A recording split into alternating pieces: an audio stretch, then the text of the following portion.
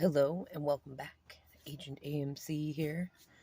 And I've just been thinking about these steps that I've been taking. Like if you ever end up being able to get assistance through like state agencies and organizations to be able to get your real estate schooling and licensing, there are definitely many hurdles that you have to go through. They're not necessarily hard, but they, if you have ADHD, it's like you got to stop and focus on this paperwork and these different tasks and these different things that need to get done in order to keep the process going, especially because any sort of governmental agency is already going to be slow on their own end.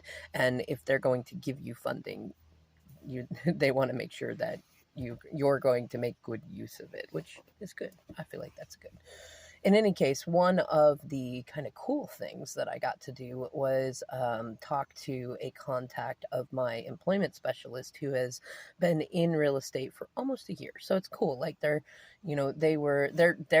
obviously gone past where most people quit, which is statistically within the first few months, and they're almost to that year mark. They've sold a couple of homes. They've got a little bit of an idea of the certain things that you have to go through to be successful. They were unfortunately someone who's in a drastically different circumstances to me. I am a single mom. I have ADHD. Both my boys have ADHD and autism. I'm in low income housing. I'm starting from pretty much completely from scratch. They're a single male. They don't have kids. They had connections through different community levels, and they don't have quite the same pressures, I want to say. But to me, that's not a bad thing. I look at the things around me as pressures, as motivating factors. You know what I mean? I want to be able to show my kids that they can do amazing things.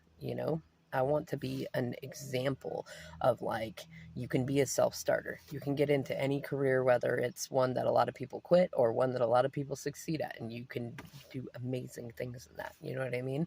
And it's really great to be able to start talking to someone. I'm really motivated to find other agents that I can talk to. If you're one of them, please feel free to say something in the comments below, because I'd especially, my mind is on this place of how can I talk with more single moms, single dads, people that have had a little bit more challenges, especially people that are on the spectrum. That'd be really great to see, how did you succeed?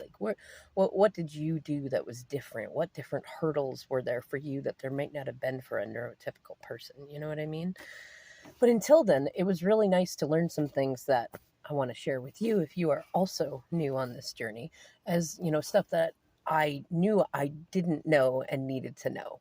And things like, as an agent, one of the expenses that you need to cover is E&O insurance, which is error and emissions insurance. And it totally makes sense, because if there's a moment that you accidentally misrepresent something and it affects a buyer or a seller, that insurance covers you in that and can keep you from making yourself go broke, which I can imagine, especially as a new agent, is extra valuable because there's so many things to learn. One of the other things that I appreciated being brought to my attention, because I realized I probably could have thought about that in my own previous experiences with real estate, but I didn't really think about, is that you have to really be prepared for almost anything. The person that I talked to, an example of a moment that they had to deal with was they had somebody dropped in their lap, right? A client who wanted to buy a home. They knew exactly what home, they knew where and all that. But then when they went to help them with the deal, they had to deal with squatters, and the squatters were kin to the homeowner. And so there's all sorts of different legal areas and different nuances to get into. So then they had to navigate that. I've also been watching other YouTubers and TikTokers who talk about their own real estate experiences. And they've talked about things like buyers who ended up passing on right before closing. What do you do in terms of closing up the house?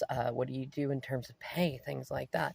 And also just the aspect of don't spend that check until you're sure that everything is clear and gone through. I also got to learn about different things, like what amount to consider putting away for taxes and things of that nature. How to how do you file your taxes? Like, do these agencies hire you on using typical W-2, or are you a 1099 independent contractor? Because that's what most sales jobs are, and this is definitely a sales job. It's commission, right? Which, yes, the response so far has been it's a 1099, right?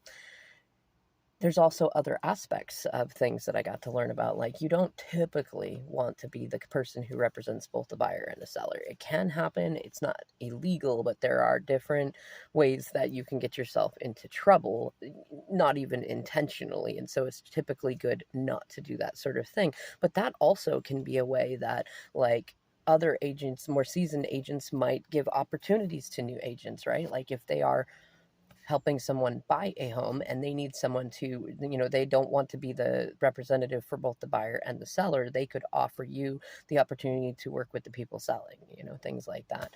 I also got to learn a little bit about like floor time, like getting in there and working the phones, talking to people coming in, doing the data entry aspects, which is something that I have at least a little bit of experience with from when I was a teenager. I had an aunt who had some successful agencies in the state, and like I would go and help with little things like that and kind of get to, at least observe what was going on. It was really nice to learn about that sort of stuff.